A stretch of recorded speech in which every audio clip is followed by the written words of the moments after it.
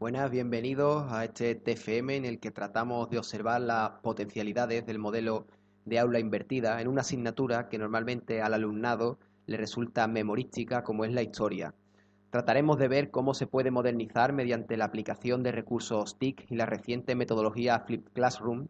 En cuanto a su pertinencia, a partir de necesidades detectadas, decir que hasta ahora no existen demasiados trabajos científicos que lo asocien a la enseñanza de la historia, por lo que vemos en esta unión una gran oportunidad en pos de ayudar a otros compañeros docentes. No obstante, si se han producido acercamientos teóricos como los de Benítez o Sanz Camáñez, igualmente a nivel práctico contamos con canales de YouTube como La Cuna de Alicarnaso e Historia en Comentarios que llevan años introduciendo el Flipped Classroom en sus materias.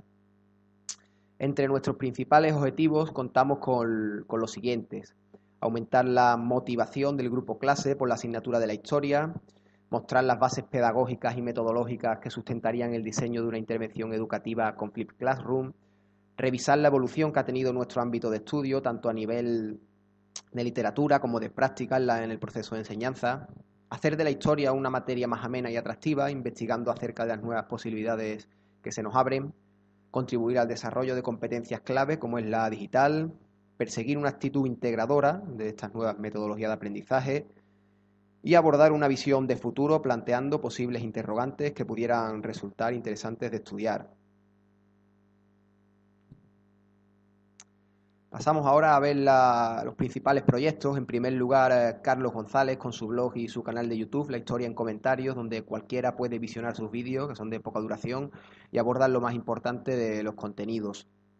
La Cuna de Alicarnaso, de José Antonio Lucero, es otro conocido canal. En su caso emplea bastantes recursos humorísticos, anécdotas, bromas, etcétera. Y sus vídeos están organizados mediante listas de reproducción que se agrupan en etapas históricas y cursos.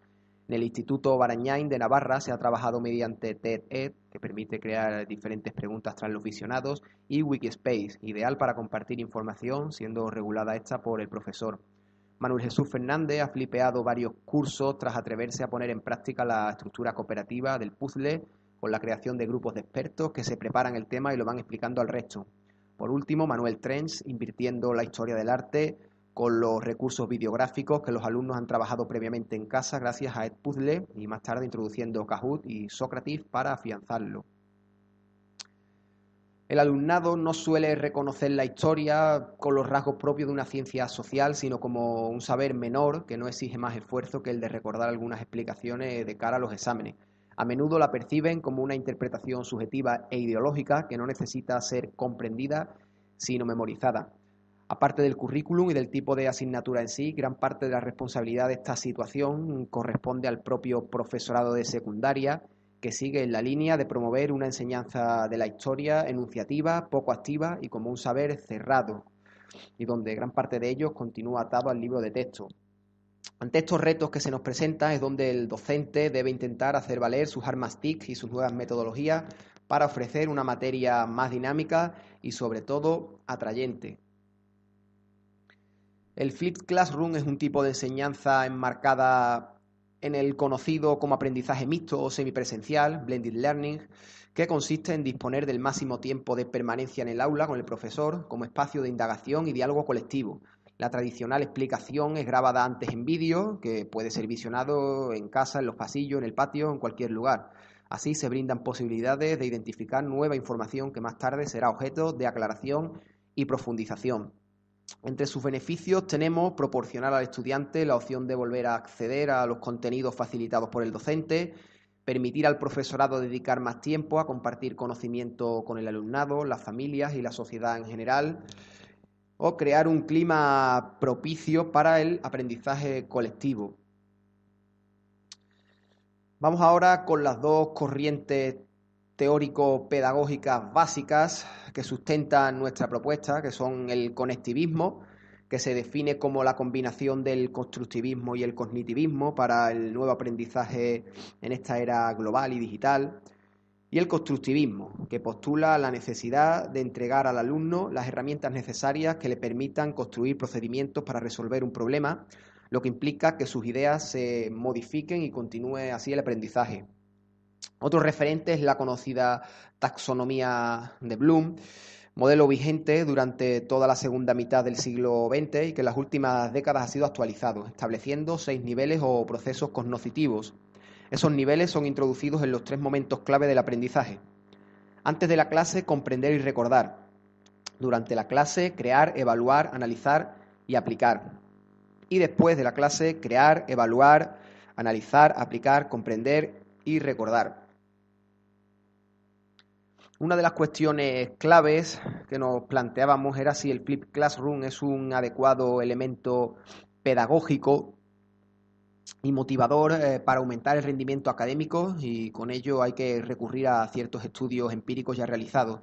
Si bien es cierto que hasta el momento no existe una gran base investigativa que indique la eficacia en las aulas que están siguiendo este modelo, algunos datos no científicos sugieren que su aplicación puede producir beneficios.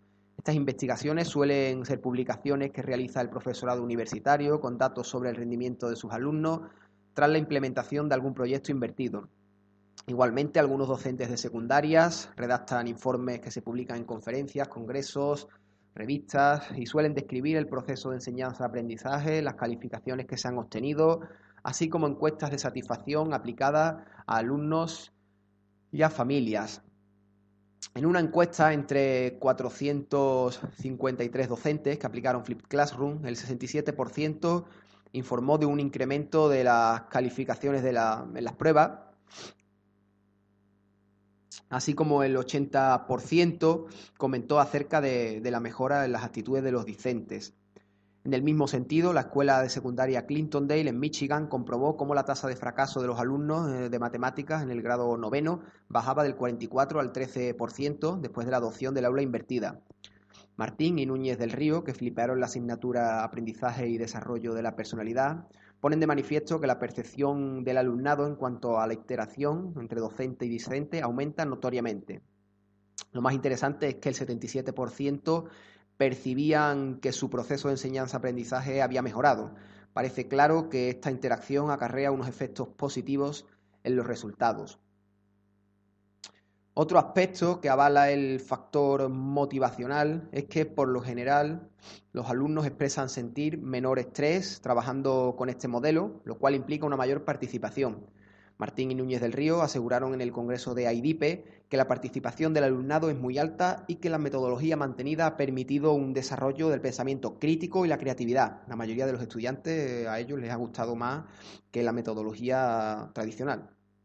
Por su parte, el estudio de Faculty Focus observa que la barrera más frecuente para el profesorado que quiere probarlo es el tiempo limitado del que dispone. A menudo se encuentran torpedeados por cantidad de trabas burocráticas, como horarios inflexibles y papeleo innecesario que restan tiempo efectivo para la preparación de material para las clases, edición de vídeos, pensar las dinámicas, etcétera.